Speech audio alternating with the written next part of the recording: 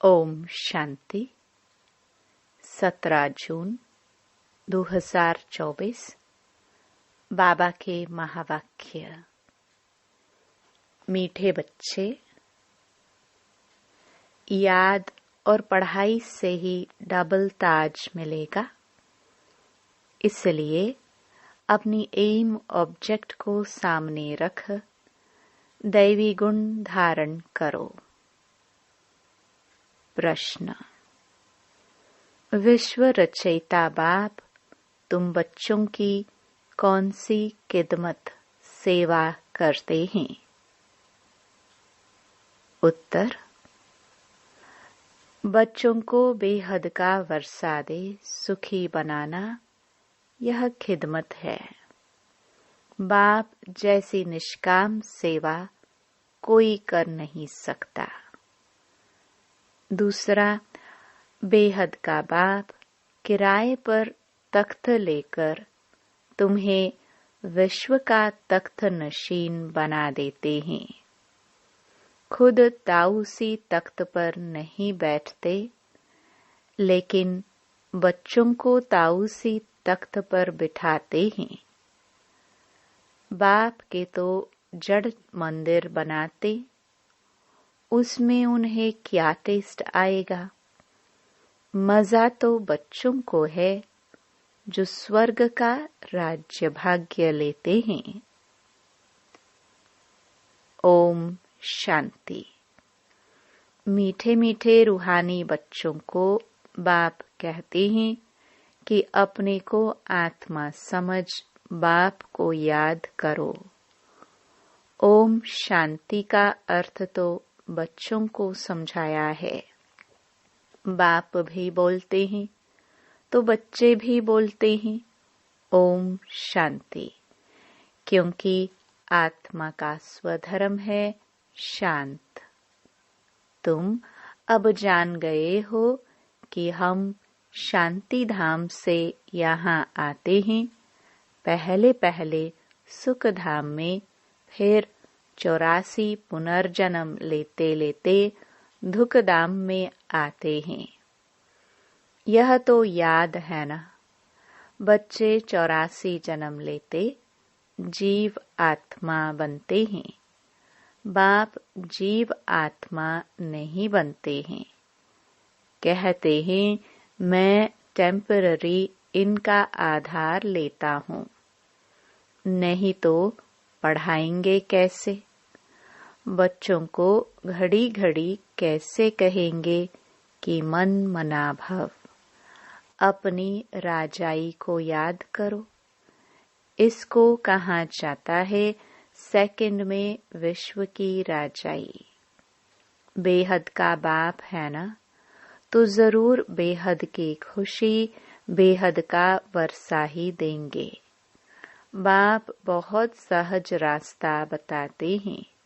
कहते हैं अब इस दुखधाम को बुद्धि से निकाल दो। जो नई दुनिया स्वर्ग स्थापन कर रहे हैं, उनका मालिक बनने लिए मुझे याद करो तो तुम्हारे पाप कट जाए। तुम फिर से सतो प्रधान बन जाएंगे। उसको कहा जाता है सहज याद। जैसे बच्चे लौकिक बाप को कितना सहज याद करते हैं, वैसे तुम बच्चों को बेहद के बाप को याद करना है। बाप ही दुख से निकाल सुखधाम में ले जाते हैं। वहाँ दुख का नाम निशान नहीं। बहुत सहज बात कहते हैं, अपने शांति धाम को याद करो। जो बाप का घर, वह तुम्हारा घर है। और नई दुनिया को याद करो, वह तुम्हारी राजधानी है। बाप तुम बच्चों की कितनी निष्काम सेवा करते हैं। तुम बच्चों को सुखी कर फिर वानप्रस्थ परम धाम में बैठ जाते हैं। तुम भी परम धाम के वासी हो। उसको निर्वाण धाम वानप्रस्थ भी कहा जाता है। बाप आते हैं बच्चों की खिदमत करने, अर्थात वर्षा देने। यह खुद भी बाप से वर्षा लेते हैं। शिव बाबा तो है ऊंच ते ऊंच भगवान। शिव के मंदिर भी हैं। उनका कोई बाप व टीचर नहीं है। सारे सृष्टि के आदि मध्य अंत का ज्ञान उनके पास है। कहाँ से आया? क्या कोई वेद शास्त्र आदि पढ़े? नहीं। बाप तो है ज्ञान का सागर, सुख का सागर। बाप की महिमा और दैवी गुणों वाले मनुष्यों की महिमा में फर्क है। तुम दैवी गुण धारण कर यह देवता बनते हो। पहले आसुरी गुण थे। असुर से देवता बनाना यह तो बाप का ही काम है। एम ऑब्जेक्ट भी तुम्हारे सामने है। जरूर ऐसे श्रेष्ठ कर्म किए होंगे। कर्म, अकर्म, विकर्म की गति अथवा हर बात समझाने में 1 सेकंड लगता है। बाप कहते हैं मीठे मीठे बच्चों को पाठ बजाना ही है। यह पाठ तुमको अनादि अविनाशी मिला हुआ है। तुम कितना वारी सुख दुख के खेल में आए हो। कितना बार तुम विश्व के मालिक बने हो। बाप कितना ऊंच बनाते हैं। परमात्मा जो सुप्रीम सोल है वह भी इतना छोटा है। वह बाप ज्ञान का सागर है। तो आत्माओं को भी आप समान बनाते हैं।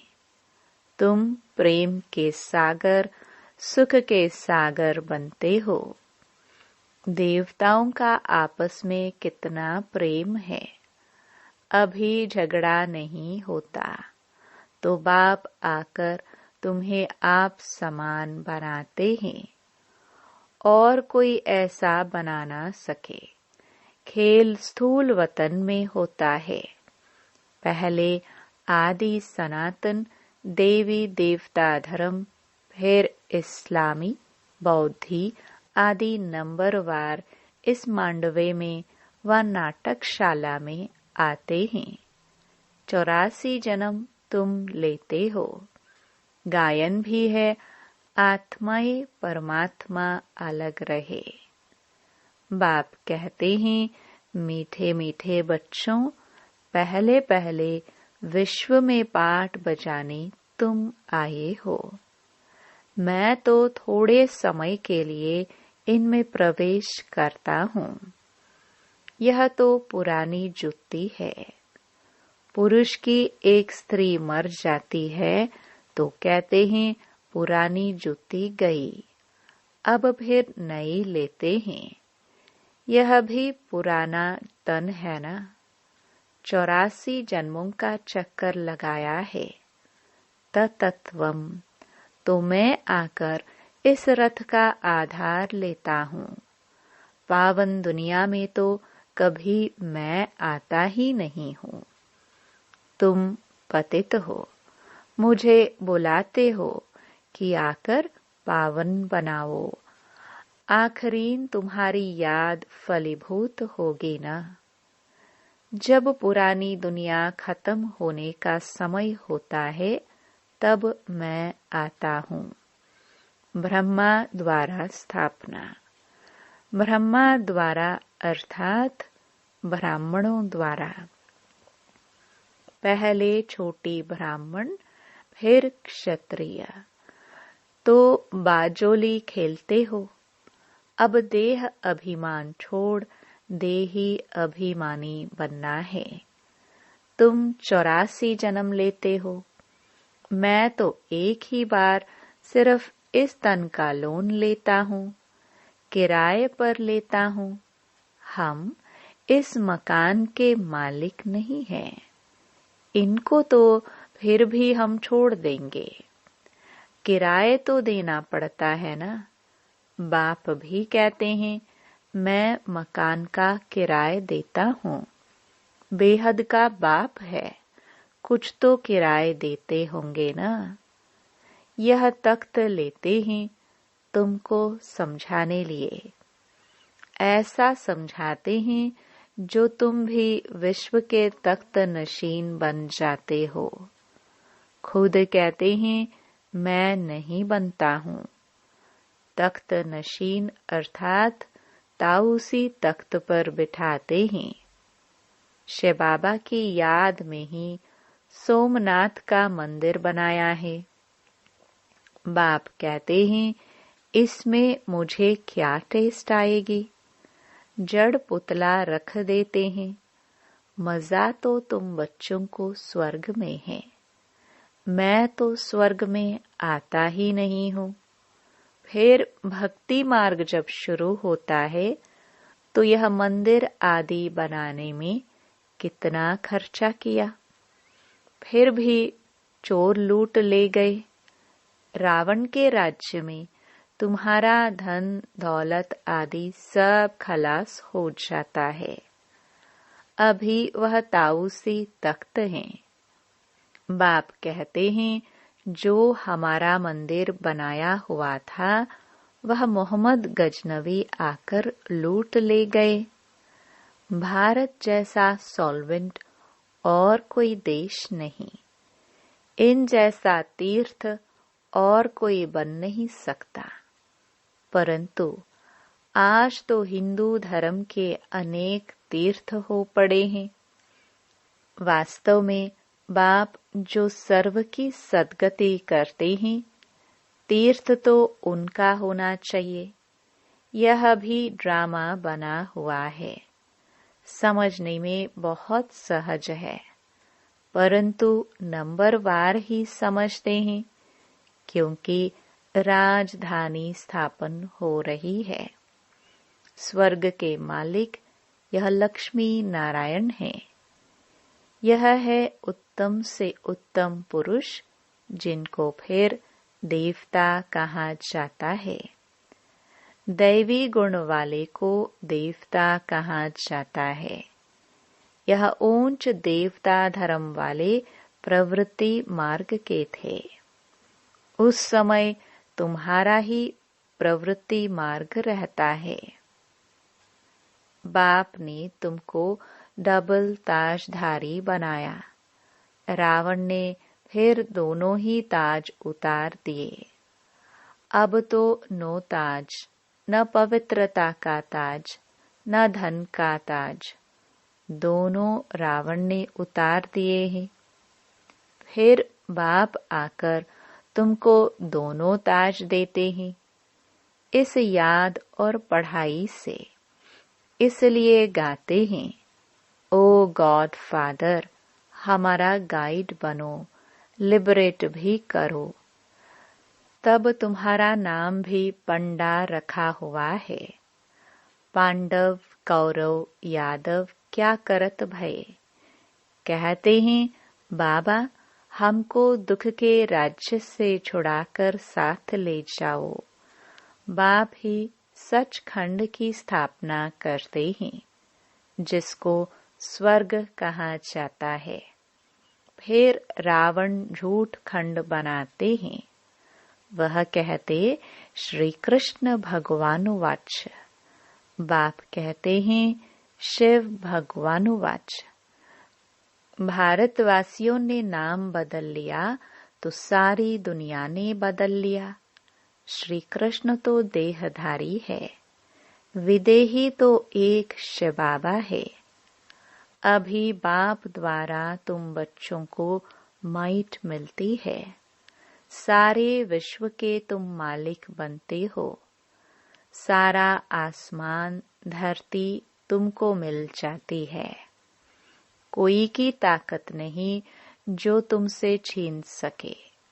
पौना कल्प उन्हों की तो जब वृद्धि होकर करोड़ों की अंदाज में हो, तब लश्कर ले आकर तुमको जीते। बाप बच्चों को कितना सुख देते हैं। उनका गायन ही है दुख हरता सुख करता। इस समय बाप तुमको कर्म अकर्म विकर्म की गति बैठ समझाते हैं। रावण राज्य में कर्म विकर्म बन जाते हैं। सतयुग में कर्म अकर्म हो जाते हैं। अभी तुमको एक सतगुरु मिला है, जिसको पतियों का पति कहते हैं, क्योंकि वह पति लोग भी सब उसको याद करते हैं। तो बाप समझाते हैं, यह कितना वंडरफुल ड्रामा है। इतनी छोटी सी आत्मा में अविनाशी पाठ भरा हुआ है, जो कभी मिटने वाला नहीं है। इनको अनादि अविनाशी ड्रामा कहा जाता है। God is one. रचना अथवा सीढ़ी और चक्र सब एक ही है। न कोई रचता को न रचना को जानते। ऋषि मुनि भी कह देते, हम नहीं जानते। अभी तुम संगम पर बैठे हो, तुम्हारी माया के साथ युद्ध है, वह छोड़ती नहीं है।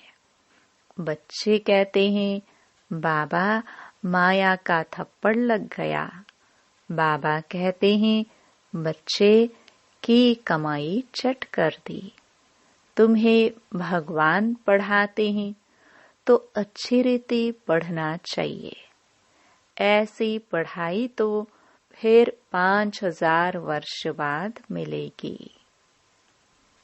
अच्छा, मीठे मीठे सिखिलदे बच्चों प्रति मात पिता बाप दादा का याद प्यार और गुड मॉर्निंग। रूहानी बाप की रूहानी बच्चों को नमस्ते।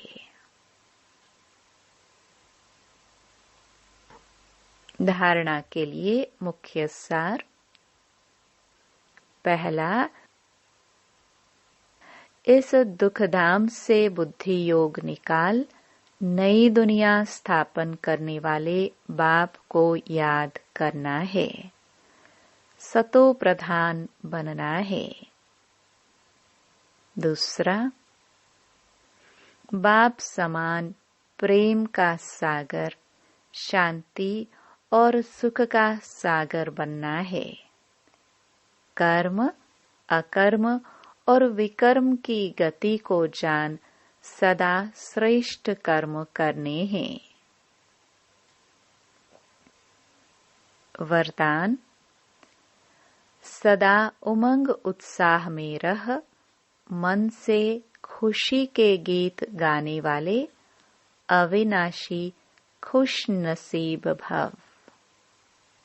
आप खुशनसीब बच्चे अविनाशी विधि से अविनाशी सिद्धियां प्राप्त करते हो।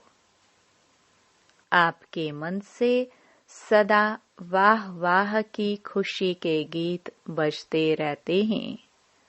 वाह बाबा, वाह तकदीर, वाह मीठा परिवार, वाह श्रेष्ठ संगम का सुहावना समय। हर कर्म वाह वाह है। इसलिए आप अविनाशी खुश नसीब हो। आपके मन में कभी वाई आई क्यों मैं नहीं आ सकता। वाई के बजाय वाह वाह और आई के बजाय बाबा बाबा शब्द ही आता है। स्लोगन, जो संकल्प करते हो उसे अविनाशी गवर्नमेंट की स्टैंप लगा दो तो अटल रहेंगे। मातेश्वरी जी के मधुर महावाक्य। जीवन की आश पूर्ण होने का सुहावना समय। हम सभी आत्माओं की बहुत समय से यह आश थी कि जीवन में सदा सुख शांति मिले। अब बहुत जन्मों की आशा कब तो पूर्ण होगी। अब यह है हमारा अंतिम जन्म। उस अंत के जन्म के भी अंत है। ऐसा कोई नहीं समझे मैं तो अभी छोटा हूँ। छोटे बड़े को सुख तो चाहिए ना, परंतु दुख किस चीज से मिलता है उसका भी पहले ज्ञान चाहिए। अब तुमको नॉलेज मिली है कि इन 5 विकारों में फंसने कारण यह जो कर्म बंधन बना हुआ है उनको परमात्मा की याद अग्नि से भस्म करना है। यह है कर्म बंधन से छूटने का सहज उपाय। इस सर्वशक्तिवान बाबा को चलते फिरते श्वासों श्वास याद करो। अब यह उपाय बताने की सहायता खुद परमात्मा आकर करता है, परंतु इसमें पुरुषार्थ तो हर एक आत्मा को करना है। परमात्मा तो बाप टीचर गुरु रूप में आए हमें वर्षा देते हैं, तो पहले उस बाप का हो जाना है, फिर टीचर से पढ़ना है। जिस पढ़ाई से भविष्य जन्म जन्मांतर सुख की प्रालब्ध बनेगी, अर्थात जीवन मुक्ति पद में पुरुषार्थ अनुसार मर्तबा मिलता है। अगर गुरु रूप में पवित्र बनाए मुक्ति देता है तो इस राज को समझ ऐसा पुरुषार्थ करना है। यही टाइम है पुराना खाता खत्म कर नई जीवन बनाने का। इसी समय जितना पुरुषार्थ कर अपनी आत्मा को पवित्र बनाएंगे उतना ही शुद्ध रिकॉर्ड भरेंगे। फिर सारा कल्प चलेगा, तो सारे कल्प का मदार इस समय की कमाई पर है। देखो, इस समय ही तुम्हें आदि मध्य अंत का ज्ञान मिलता है। हमको सो देवता बनना है और अपनी चढ़ती कला है, फिर वहां जाके प्रालब्ध भोगेंगे। वहां देवताओं को बाद का पता नहीं पड़ता कि हम गिरेंगे। अगर यह पता होता कि सुख भोगना फिर गिरना है, तो गिरने की चिंता में सुख भी भोग नहीं सकेंगे। तो यह ईश्वरीय कायदा रचा हुआ है कि मनुष्य सदा चढ़ने का पुरुषार्थ करता है, अर्थात सुख के लिए कमाई करता है। परंतु ड्रामा में आधा आधा पार्ट बना पड़ा है, जिस राज को हम जानते हैं, परंतु जिस समय सुख की बारी है तो पुरुषार्थ कर सुख लेना है। यह है पुरुषार्थ की खूबी। एक्टर का काम है एक्ट करने समय संपूर्ण खूबी से पाठ बजाना, जो देखने वाले हियर हियर वाह वाह करे। इसलिए हीरो हीरोइन का पाठ देवताओं को मिला है, जिन्हों का यादगार चित्र गाया और पूजा जाता है। निर्विकारी प्रवृत्ति में रह कमल फूल अवस्था बनाना, यही देवताओं की खूबी है। इस खूबी को भूलने से ही भारत की ऐसी दुर्दशा हुई है। अब फिर से ऐसी जीवन बनाने वाला खुद परमात्मा आया है। अब उनका हाथ पकड़ने से जीवन नया पार होगी। अच्छा, ओम शांति।